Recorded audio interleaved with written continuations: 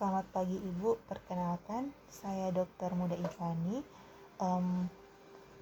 Kalau boleh tahu nama Ibu siapa? Umur Ibu, Ibu sudah pernah berapa kali hamil? Melahirkan? Apakah pernah keguguran? Ya. Terus apakah Ibu udah ada punya keluhan? Oke, tidak ada. Nah, Ibu, saat ini saya Dr. Muda Ivani akan melakukan pemeriksaan ginekologi pada Ibu. Pemeriksaan ginekologi adalah prosedur klinis untuk mengenali organ genital Ibu. Kemudian, pemeriksaan ginekologi ini bertujuan untuk mengetahui apakah ada kelainan pada organ genital Ibu. Apakah ada pertanyaan?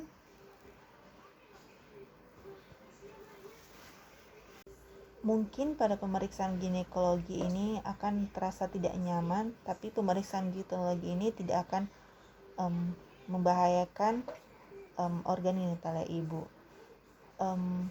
Apakah Bapak Ibu ada pertanyaan?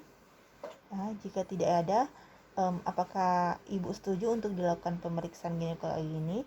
Jika Ibu setuju, maka pemeriksaan ginekologi ini akan dilakukan. Yang pertama adalah pemeriksaan inspeksi.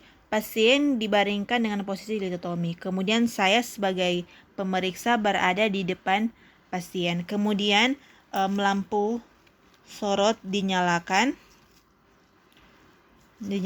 Setelah itu pemeriksaan pertama yang kita lakukan ialah dengan melihat daerah mons pubis. Bagaimana penyebaran rambutnya, apakah ada kemerahan atau tanda trauma. Setelah itu, jika pada pemeriksaan ini didapatkan normal, kemudian lanjut kita dengan melihat klitoris dengan melihat apakah ada tanda kemerahan, infeksi atau trauma dan bagaimana bentuknya. Dan pada pasien ini klitorisnya normal. Kemudian lanjut dengan melihat daerah labia mayora, apakah terdapat kemerahan atau trauma ataukah bagaimana bentuknya, apakah bengkak.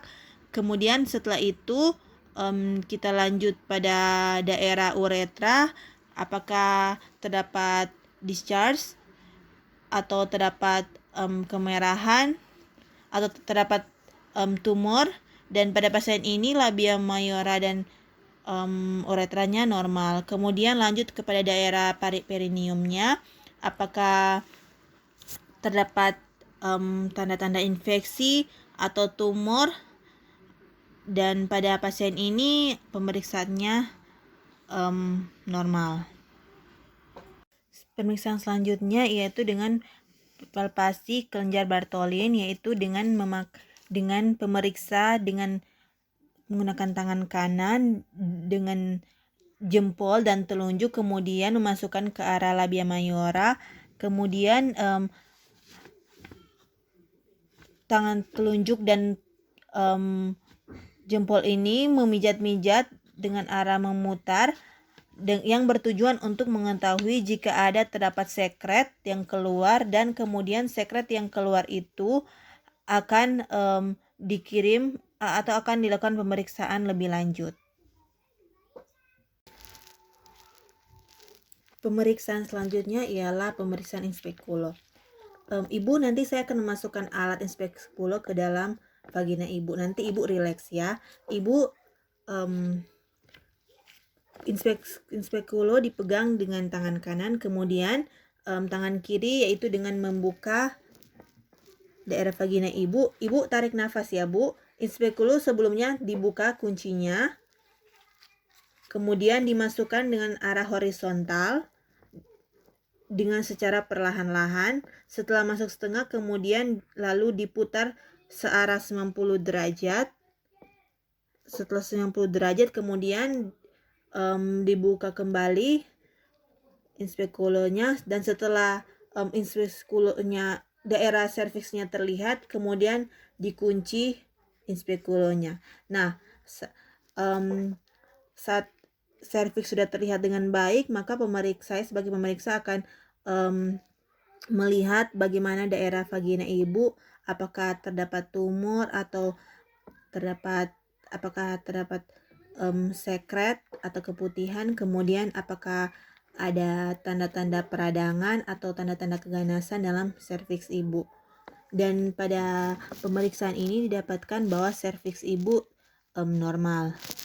Dan setelah pemeriksaan inspekulo setelah selesai dilakukan, kemudian inspekulo tersebut dibuka kembali dan diputar kembali ke arah seperti semula, ke kanan secara perlahan-lahan.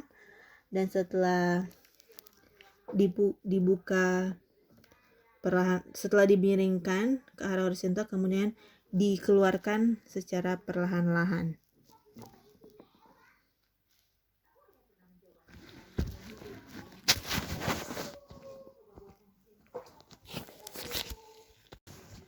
Pemeriksaan selanjutnya ialah pemeriksaan bimanual palpasi. Saya sebagai pemeriksa tetap berada di depan posisi ibu, kemudian Bu, nanti saya akan memasukkan kedua jari saya, nanti ibu rileks ya.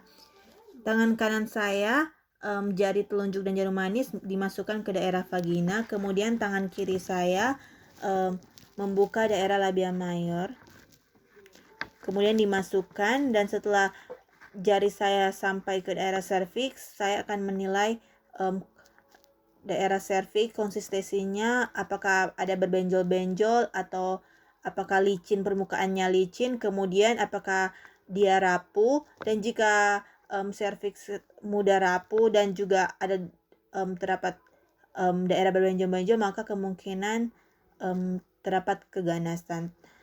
Dan kemudian setelah dilakukan pemeriksaan menilai serviks, kemudian saya akan melakukan pemeriksaan uterus. Tangan kiri saya menekan daerah simfibis pasien, kemudian saya menilai daerah uterusnya, kemana arah uterusnya, kemudian besar uterusnya. Dan setelah pemeriksaan dilakukan, saya melepaskan tangan secara perlahan-lahan. Kemudian pada pemeriksaan ini didapatkan keadaan uterus dan serviks ibu dalam keadaan normal. Selanjutnya, setelah pemeriksaan dilakukan, saya mengambil kapas yang telah diberikan cairan infektan, kemudian saya akan membersihkan dari daerah vagina ibu sampai ke daerah perineum. Kemudian setelah itu menjelaskan kepada ibu bahwa pemeriksaan telah selesai untuk dilakukan.